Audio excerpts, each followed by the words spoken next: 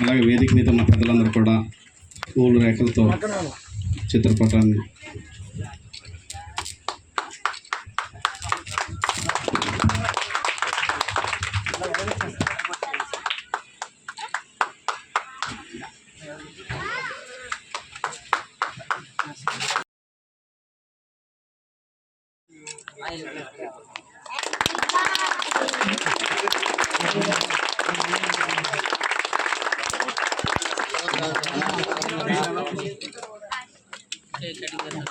ఒకసారి చూడండి.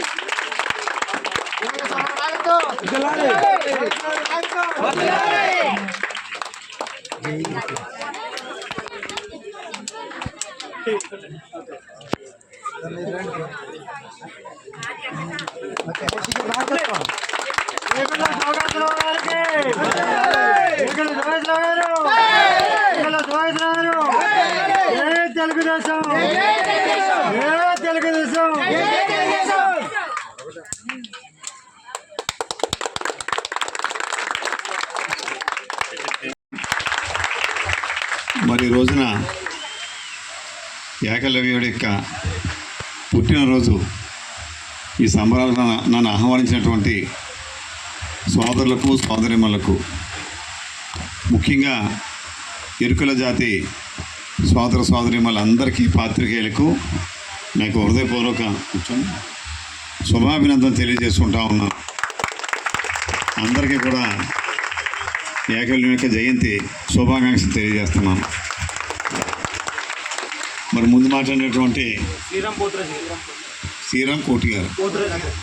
పోతురాజు గారు మీ సమస్య గురించి చాలా చక్కగా చెప్పారు. కూర్చోండి. అదేవిధంగా మన జయరాజ్ గారు కూడా చాలా ఆవేశంగా చెప్పారు. అది ఏం చెప్పినా, ఆయన ఎప్పుడు చెప్పినా కూడా ఆవేశంగా చెప్తారు. ఏ విషయం అయినా సరే, మంచినీళ్ళు తాగాలన్నా కూడా ఆవేశంగా చెప్తారు, తాగొద్దన్నా కూడా ఆవేశంగానే చెప్తారు. ఆయనకది ఆ భగవంతుడు ఇచ్చినటువంటి ఆ గొంతుకు కానీ లేకపోతే ఆరోగ్యం కానీ అనుకోవచ్చు. ఏదేమైనా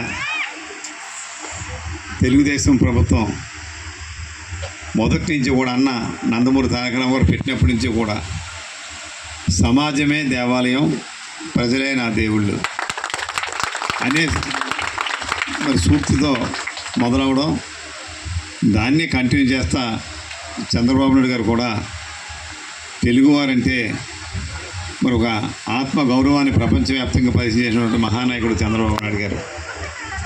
మరి ఈవేళ సమైక్య పార్టీగా మొత్తం బీజేపీ, జనసేన, తెలుగుదేశం కలిసి వాళ్ళ సంకీర్ణ ప్రభుత్వం ఏర్పడింది. మరి పవన్ కళ్యాణ్ గారు కూడా మీ అందరికీ తెలుసు. ఆయన కూడా మంచి మరి స్పీడు, మరి యంగ్ అండ్ డైనమిక్ హీరో అయిన, మరి వారి యొక్క ఇటు అనుభవం ఉన్నటువంటి చంద్రబాబు నాయుడు గారు, యువరక్తంతో ఉన్నటువంటి నారా లోకేష్ గారు, వీరి యొక్క పరిపాలనలో చక్కగా మాకు ఎటువంటి ఏ ఇబ్బందులు ఉన్నా కూడా, ఏదైతే మన ఎస్టీలకు సంబంధించి ఈ క్యాస్ట్ సర్టిఫికేట్ గురించి మనం ఒకసారి నాకు చెప్పారు మీరు వచ్చినప్పుడు, మరి ఆ వేళ నాకు చెప్పడం జరిగింది. ఇవాళ మన ప్రభుత్వం వచ్చింది కాబట్టి ఖచ్చితంగా ప్రతి సమస్యని పరిష్కరించుకుందాం. కానీ మీ అందరికీ నా ఎరుకల ఇక్కడ ఉండబడే మండపేటలో ఉండబడే మన ఎరుకల జాతికి సంబంధించిన ఆ ఇష్యూని మీరు అవసరమైతే అసెంబ్లీలో మాట్లాడి నా ఎరుకల జాతికి అందరిని 18 తెగల్ని ఎస్టీలుగా గుర్తించే విధంగా మీరు జీవనం తీసుకురావాల్సిన బాధ్యత మన కూటమి ప్రభుత్వం మీద ఉందని చెప్పి విజ్ఞప్తి చేస్తున్నాను.